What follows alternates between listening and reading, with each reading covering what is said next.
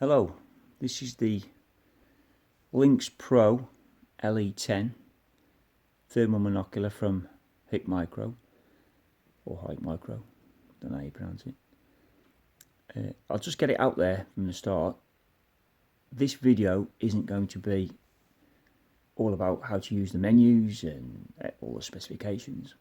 The reason for me making this video is because I was after a thermal monocular that I could use on rats, squirrels and rabbits with a 12 foot-pound air rifle out to, the ranges that you shoot with those guns. So there's not a lot of footage out there on the internet showing these things in real use.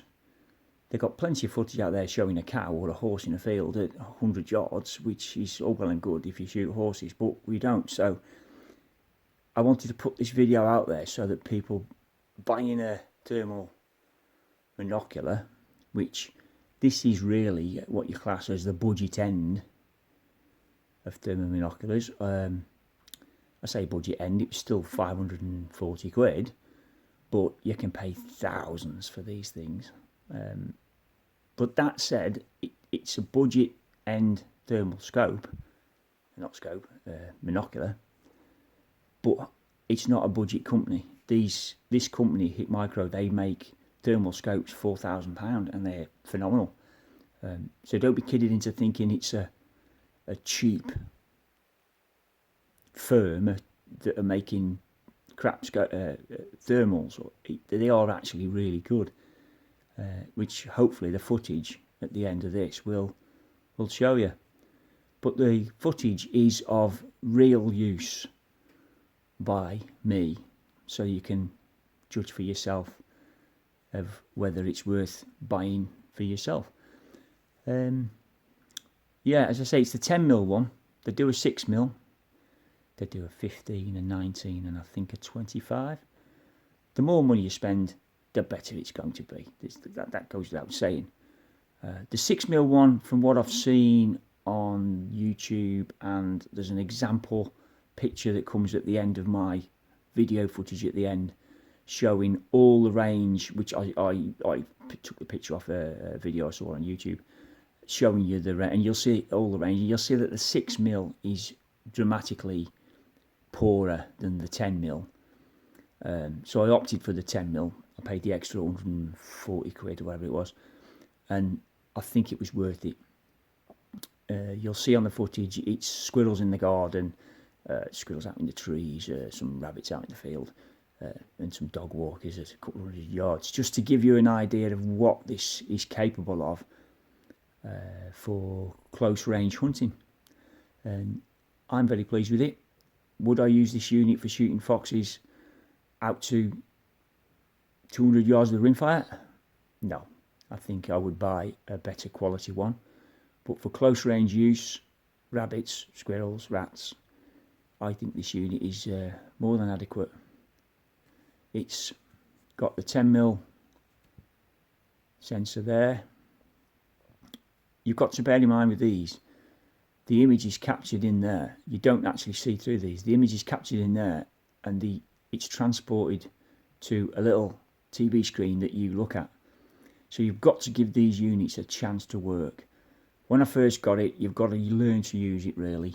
It's no good looking and searching the trees and waving it around like this, trying to spot stuff, because the image the sensor isn't getting a chance to capture the image. So it's look, small movements while you're scanning. Let the sensor pick up the image, and then you'll find it's okay.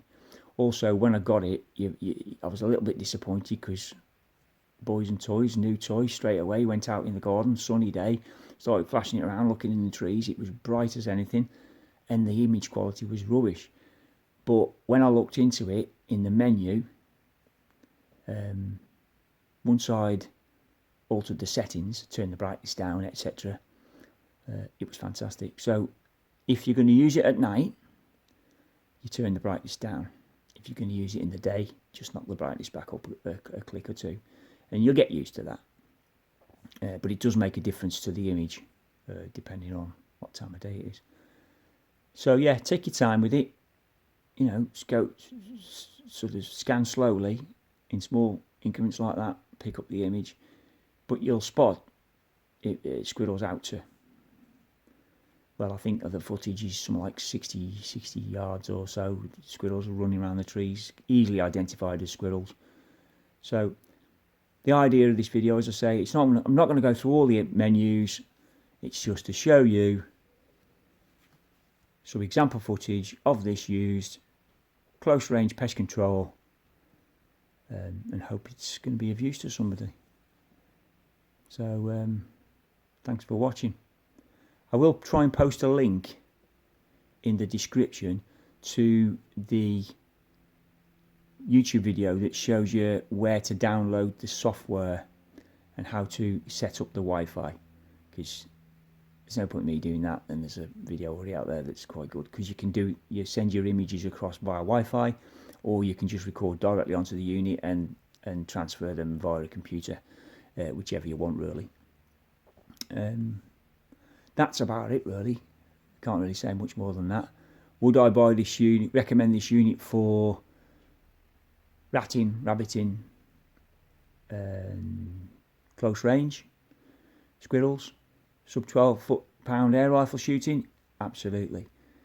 Would I buy it for foxing? No, I'd pay a bit more for that. But if you only want something for spotting rats out to 30-40 yards and shooting out to 30-40 yards, which, let's face it, that's all you do with, you don't generally shoot rats past that with an air rifle. And as I say, with squirrels, you've still got to sneak up on them and get close. You'll identify a heat source with this out to a couple hundred yards, but you wouldn't necessarily you wouldn't identify it. But if you're out rabbiting, you pick the heat source up, you've got to move in anyway. You can't shoot a rabbit with 200 yards, so you've got to move in closer, and that's when you switch then over to your night scope or whatever it is to make the last identification. So just for picking out in the field, it's a lot easier than lugging a gun around and waving a gun around looking for stuff. This is far easier. I have this round my neck on a lanyard.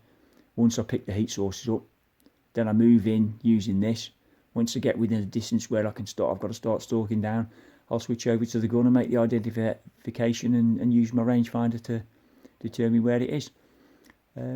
Yeah, so I hope this has been useful to you. The footage is the main thing I'll put the video out there for, which will come up at the end, of different scenarios, different ranges, different quarry, and I hope that will show you whether it's worth you buying one of these for yourself. So thanks for watching.